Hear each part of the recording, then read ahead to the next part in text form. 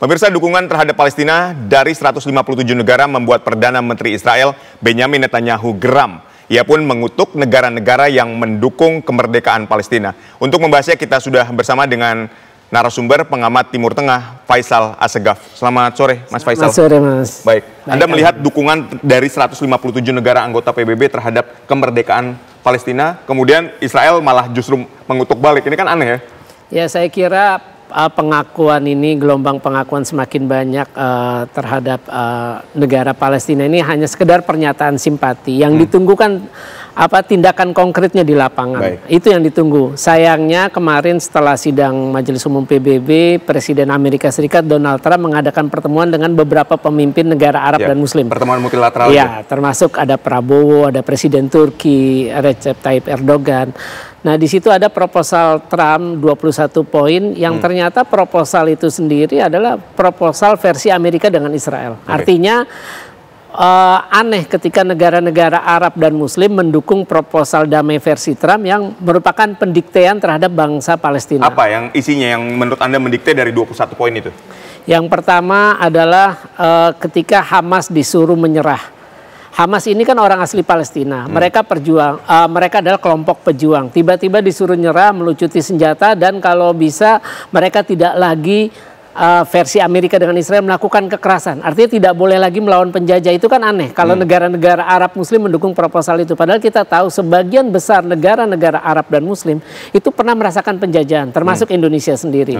Nah, yang kedua keanehannya itu adalah ketika negara-negara Arab dan Muslim disuruh bersatu membangun kembali Gaza.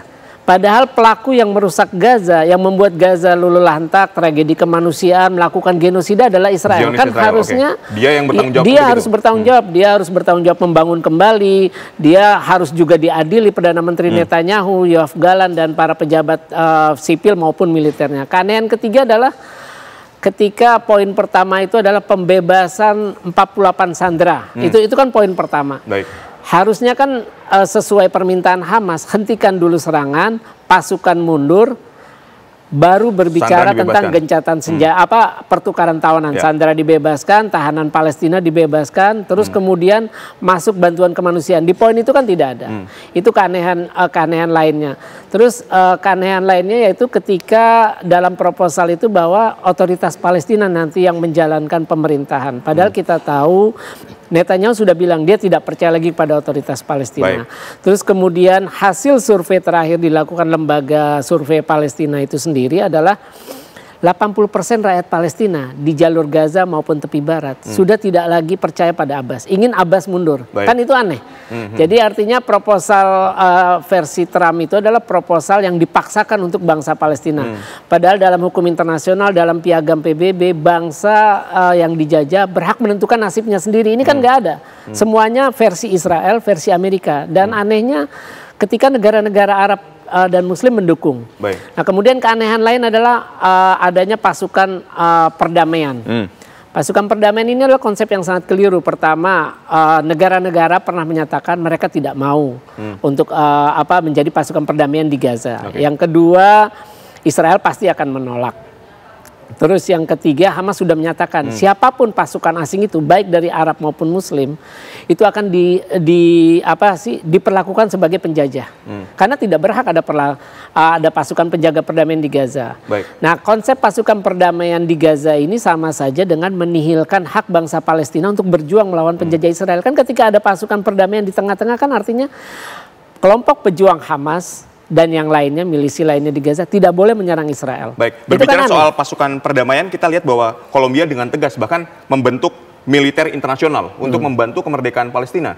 Bukan hanya berjaga tuh, kalau kita mengutip sedikit dari apa yang disampaikan oleh pemimpin Kolombia. Ya, Presiden Gustavo Petro. Ya, seharusnya itulah yang dilakukan. Karena Dewan Keamanan tidak bisa diharapkan untuk memberikan sanksi politik, ekonomi, dan militer, ya harus ada kemauan, ada konsolidasi kampanye global untuk melakukan apa yang disampaikan oleh Presiden Kolombia. Nah, itu tadi keanehan lainnya di proposal versi Trump, ketika Hamas pejuang disuruh menyerah, kalau bisa keluar, yang tidak mau nurut.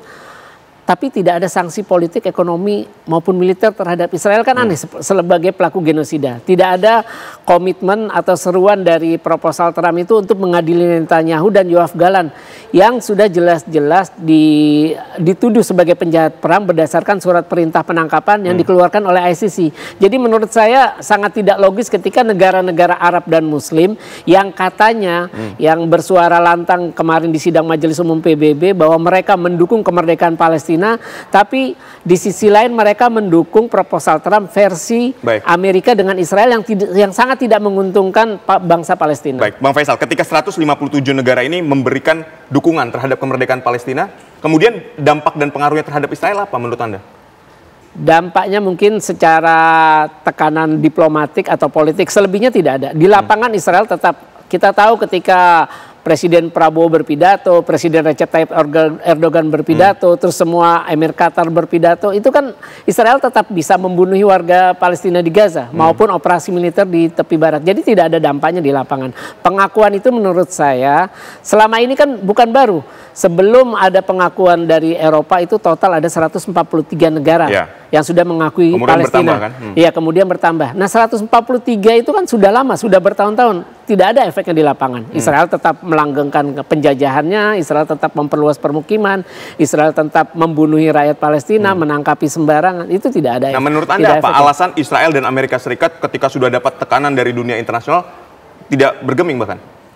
Ya karena ya itu tadi Dewan PBB itu sudah impoten karena tidak ada reformasi. Makanya yang menarik itu ketika disampaikan Presiden Finlandia dalam sidang Majelis Umum pidatonya, dia bilang reformasi PBB. Reformasi PBB jelas. Dia menjelaskan langkah konkret. Siapapun negara pemilik hak veto yang tidak mendukung pelaksanaan hukum internasional atau melanggar hukum internasional, dalam hal ini Amerika, itu bisa dicabut. Atau misalkan mekanisme Dewan Keamanan PBB ini kalau tidak mungkin memaksa menghapus hak veto, harus berdasarkan voting, kan itu harusnya. Baik. Tapi apakah memungkinkan usulan dari Finlandia itu diikuti dan dituruti?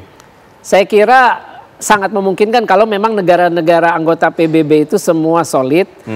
Boleh jadi mereka kalau memang 5 pemegang hak veto itu tidak mau mengubah mekanisme hak veto di PBB, itu ya mereka bisa saja mengancam keluar, ya PBB bisa bubar. Kalau misalkan cuma 5 itu kan nggak ada artinya PBB. Ya kan memang ada istilah kan, dunia itu lebih besar daripada 5 negara ini kan. Ya, istilah itu kan digaungkan terus di PBB, tapi sampai sekarang kan tetap kemarin vetonya Amerika keluar, akhirnya ya menihilkan lagi. Ya itu tadi, karena Amerika masih sebagai negara superpower dalam hal politik, ekonomi maupun militer. Itu banyak negara-negara Arab dan Muslim sangat bergantung juga kepada Amerika. Itu sulitnya, makanya mereka tidak bisa bertindak jauh lebih keras terhadap Israel ya, karena itu tadi ketergantungan politik, tergantungan ekonomi maupun militer terhadap Amerika Serikat.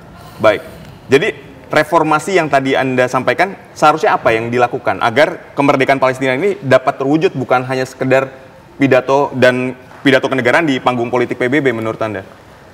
Saya kira belum ada rencana boikot PBB dari negara-negara pendukung Palestina. Sebenarnya itu yang harus dilakukan. Artinya mereka kalau dulu belajar pengalaman Indonesia pernah keluar akhirnya masuk lagi, ya mungkin bisa mengancam keluar kalau 157 negara itu benar-benar memang ingin mendukung kemerdekaan Palestina secara nyata, ya mereka harus ancam keluar kalau misalkan hak veto tidak diubah mekanismenya. Yang ya istilahnya itu kan cuma menguntungkan pemegang hak veto dan negara-negara sekutunya.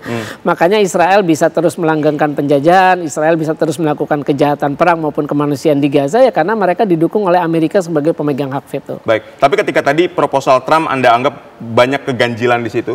Tapi sebetulnya kalau ini memang bisa misalnya menghentikan serangan Israel, kemudian bisa membuat masuk bantuan kemanusiaan ke Gaza dan seterusnya. Apakah proposal ini juga dapat menurut Anda menjadi salah satu solusi untuk sampai sejauh ini sih Hamas belum menyatakan sikapnya ya. Tapi yang terakhir itu sikap disampaikan kepala perwakilan Hamas Usama Hamdan itu, dia bilang Hamas tetap pada sikapnya bahwa perang harus dihentikan. Semua pasukan Israel ditarik mundur karena kan dalam proposal Trump ditarik bertahap.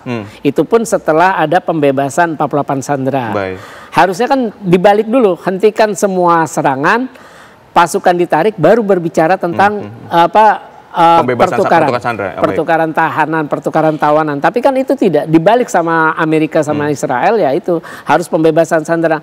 Sekarang kita balik, apakah Israel dan Amerika bisa dipercaya? Karena kalau kita lihat Israel sudah melanggar yang kesepakatan 19 Januari. Kemudian Trump juga sudah berbohong ketika dia bilang kalau Idan Alexander yang warga Israel Amerika itu dibebaskan, akses bantuan kemanusiaan akan dibuka seluas-luasnya. Tapi ternyata Trump juga berdusta. Nah sekarang pertanyaannya, apakah negara Arab dan Muslim masih naif mempercayai Amerika dengan Israel, apalagi dengan proposal poin-poin yang sangat versinya Amerika dengan Israel sekali tidak menguntungkan rakyat Palestina di Gaza ataupun rakyat Palestina secara keseluruhan. Baik, terima kasih Bang Faisal Assegaf setelah berdialog bersama kami. Kita akan melihat ya, artinya 157 negara yang memberikan dukungan, tidak hanya dukungan dalam bentuk kata-kata saja, tapi ada tindakan setelahnya. Sekali lagi kami ucapkan terima kasih telah berdialog di Kabar Petang. Sehat dan sukses selalu untuk Anda.